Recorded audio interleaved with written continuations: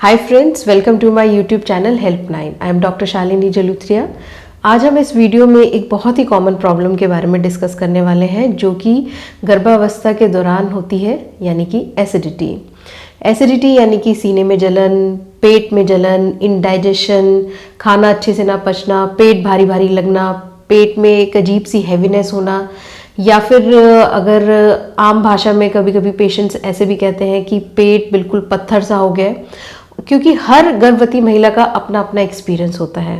Friends, pregnancy में बहुत सारी ऐसी कंप्लेंट्स होती हैं जो प्रेगनेंसी के शुरुआती दिनों में रहती हैं और फिर धीरे धीरे कम होती चली जाती हैं, जैसे कि उबकाइयाँ, वॉमिटिंग, कॉन्स्टिपेशन। लेकिन ये एक ऐसी कंप्लेंट है एसिडिटी जो कि प्रेग्नेंट फीमेल को शुरू से ही रहेगी और लास्ट तक जो है परेशान करती है। तो आज हम इस वीडियो में वही जानेंगे कि हम एसिडिटी से बचने के लिए क्या कर सकते हैं, ये होती क्यों है और इससे बचने का क्या तरीका है। तो आपने अभी तक अगर मेरे चैनल को सब्सक्राइब नहीं किया है तो प्लीज़ लाइक, शेयर और सब्सक्राइब करना ना भूलें। तो आइए देखते हैं इस वीडियो में कि आखिरकार एसिडिटी होती क्यों है। फ्रेंड्स, गर्भवती महिला के शरीर में प्रोजेस्टेरॉन नाम का हार्मोन बहुत ही अधिक मात्रा में प्रोड्यूस होता है, क्योंकि ये बच्चे के लिए एक सपोर्टिंग हार्मोन होता है। तो ये बेसिकली फूड पाइप यानी कि खाने की नली और पेट के बीच की जो मांसपेशियां होती हैं, जिनको हम लोअर इसोफेजियल स्फिंक्टर भी कहते हैं, उसको रिलैक्स करवा देता है। ये बेसिकली नॉर्मल लोगों में एक दरवाजे की तरह काम करता है, जिससे कि जो स्टमक का एसिड होता है वो ऊपर की तरफ नहीं आता है। लेकिन जब ये प्रोजेस्टेरॉन हार्मोन बॉडी में प्रोड्यूस होने लगता है तो ये इस मांसपेशियों को रिलैक्स करवा देता है, जिससे कि एसिड ऊपर की तरफ आने लगता है। तो इसलिए सीने में जलन, गले में जलन और खट्टी डकारें महसूस होती हैं प्रेग्नेंट फीमेल को। दूसरा कारण ये है कि जो इंटेस्टिनल मसल्स होती हैं, यानी कि जो आंतड़ियों की मसल्स होती हैं, वो भी ये हार्मोन उनको रिलैक्स करवा देता है, जिससे कि खाना जो है बहुत ही स्लोली डाइजेस्ट होता है। जिससे कि कई बार गर्भवती महिलाओं को ये प्रॉब्लम होती है कि पेट बिल्कुल भरा भरा सा लग रहा है, या थोड़ा सा खाने के बाद ही उन्हें लगता है कि बस अब बहुत हो गया, अब और नहीं खाया जाएगा, पेट फूला फूला सा लगता है। तो ये हो गया दूसरा कारण। तीसरा कारण, जैसे जैसे जेस्टेशन यानी कि जैसे जैसे प्रेगनेंसी के महीने बढ़ते चले जाते हैं, वैसे वैसे बेबी बम्प ग्रो करता जाता है।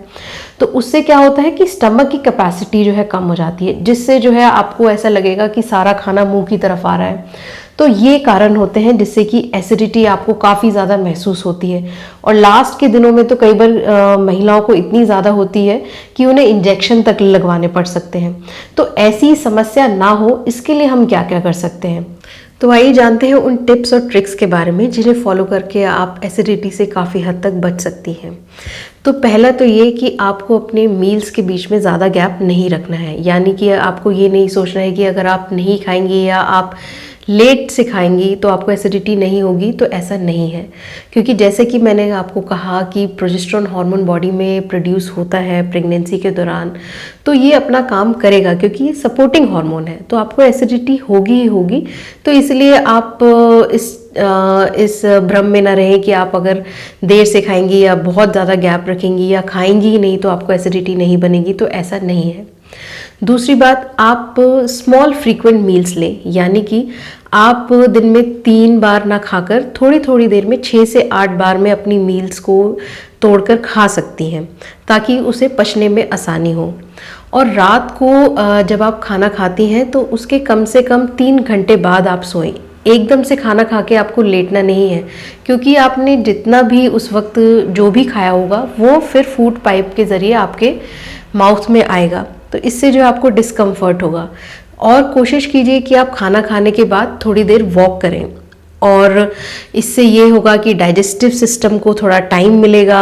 साथ ही में ऐसी चीज़ें आप रात में अवॉइड करें जो कि गैस बनाती हैं, जैसे कि आपको रात में तला भुना या फिर बहुत ज़्यादा फैटी चिकनाई वाला फूड नहीं खाना है। आप कॉफ़ी, टी अवॉइड करें। मैदा और मैदे से बनी चीज़ें वो भी आप अवॉइड करें, क्योंकि सारी चीज़ें जो है गैस बनाती हैं, जिससे आपको डिस्कम्फर्ट होगा। पानी ज़्यादा से ज़्यादा पिएं। नारियल पानी अगर आप दिन में 2 या 3 बार ले सकती हैं तो वो भी बहुत अच्छा है। साथ ही में आप खाने को बहुत अच्छे से चबा चबा कर खाएं, च्यू प्रॉपरली, ताकि जो है आपके डाइजेस्टिव सिस्टम को टाइम मिले और वो अच्छे से सारी चीज़ें जो है अब्जॉर्ब हों।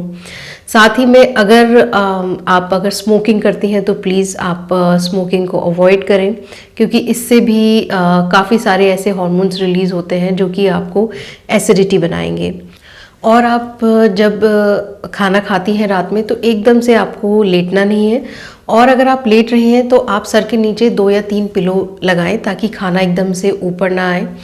दूसरी बात, आपको ओवर ईट नहीं करना है। जैसे कि प्रेगनेंसी में कहा जाता है कि जब प्रेग्नेंट हो जाते हैं तो हमें 2 लोगों के लिए खाना खाना है, तो ऐसा नहीं है। आप जितना कंफर्टेबली एक बारी में खा सकती हैं आप उतना खा सकती हैं, जिससे कि आपको ये ना लगे कि जो है पेट बिल्कुल भरा भरा लग रहा है। जितना आप थोड़ी देर में एक बार में खा सकती हैं वो आप उतना खाएं। तो अब बात करते हैं कि कौन सी ऐसी चीज़ें हैं जिससे आपको एसिडिटी में राहत मिलेगी। तो पहला है, आप दिन के टाइम पर छाछ, ठंडा दूध, दही या फिर बनाना ले सकते हैं। ये मैं दिन के टाइम पे इसलिए कह रही हूँ फ्रेंड्स, क्योंकि ये सारी चीज़ों में बैक्टीरिया होता है जो कि कर्ड यानी कि दही, छाछ, इन सब में लैक्टोज को फर्मेंट करता है, तो ब्लोटिंग होने लगती है, गैस बहुत ज़्यादा बनती है, पेट फूला फूला सा लगता है। लेकिन अगर आप ये चीज़ें दिन में लेंगे तो इनको पचने का टाइम मिलता है और एसिडिटी में भी रिलीफ मिलता है।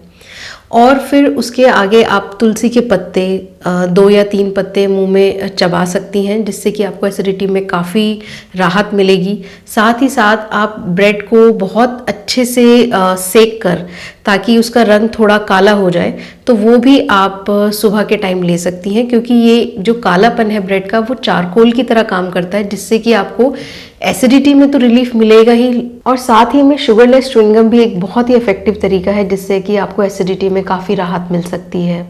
अगर इस सब के बावजूद भी आपको ऐसा लगता है कि मुझे एसिडिटी में आराम नहीं है, या फिर मैंने सब कुछ करके देख लिया तब भी जो है मुझे एसिडिटी बनी ही जा रही है और इससे आपको बहुत डिस्कम्फर्ट हो रहा है, पेट दर्द हो रहा है, जलन बहुत ज़्यादा हो रही है, तो आप अपने डॉक्टर से कंसल्ट कर सकते हैं, जो कि आपको एंटासिड्स यानी कि वो ऐसी दवाइयाँ दे सकते हैं जिससे कि एसिडिटी में आपको राहत मिलेगी। फ्रेंड्स, दवाइयाँ तो हम कभी भी कैसे भी ले सकते हैं, लेकिन हम ये ज़रूर कोशिश करते हैं प्रेगनेंसी में कि हम जितनी कम से कम दवाइयाँ लें उतना हमारे बेबी के लिए अच्छा है। तो आप एंटासिड्स यानी दवाइयाँ लेने से पहले ये सारी चीज़ें ज़रूर इस्तेमाल करके देखिए, आपको डेफिनेटली इससे फ़ायदा होगा। अगर आपको इसके बावजूद भी कोई प्रॉब्लम आती है तो डेफिनेटली आप अपने डॉक्टर से कंसल्ट कर सकते हैं। So here comes the end of the video. I hope आपको वीडियो पसंद आया होगा। अगर आपने अभी तक चैनल को सब्सक्राइब नहीं किया है तो प्लीज़ लाइक, शेयर और सब्सक्राइब करें। Thank you for watching and bye for now.